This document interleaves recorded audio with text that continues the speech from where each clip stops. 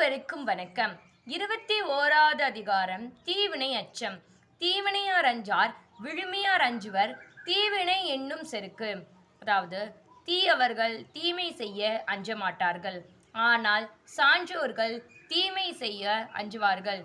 ஏனென்றால் தீமை என்பது மிக பெரிய ஆணவ செயல் என்று சான்றோர்களுக்கு தெரியும். தீயவை தீய பயத்தலால் தீயவை தீனும் அஞ்சப்படும்.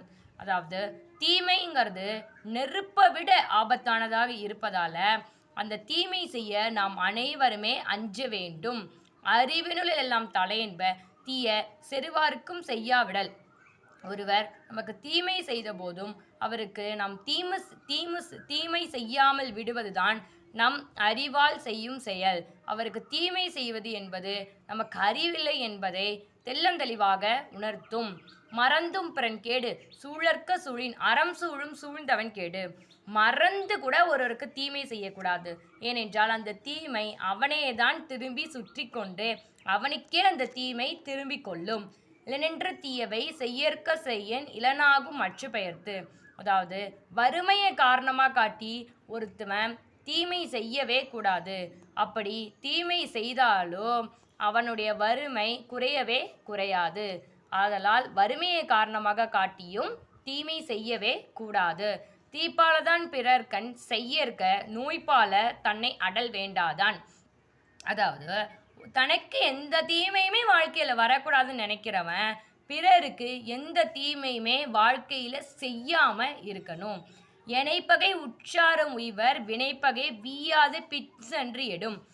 எவ்வளோ பெரிய கொடிய பகைவர்களிடம் கூட நம்மளால் தப்பித்து கொள்ள வாய்ப்பு இருக்குது. ஆனால் செய்த தீவினைகள் என்று தீவினையை விட்டுவிட்டு எவன் ஒருவனாலும் தப்பிக்கவே இந்த உலகத்தில் முடியாது. தீயவை செய்தார் கெடுதல் நிழல் தன்னை வீயாது அடி உறைந்தற்று.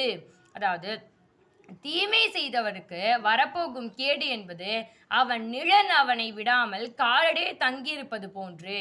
அதாவது ஒருவனுடைய நிழல் எப்படி அவனை பக்கத்திலே பின்னாடி இருந்து பார்த்துட்டு அவன் பின்னாடியே வருதோ, அதே போல் ஒருவனுடைய தீமை என்பது அவனுக்கு பின்னாடியே இருந்து எப்போதும் தீமையை செய்து கொண்டே இருக்கும்.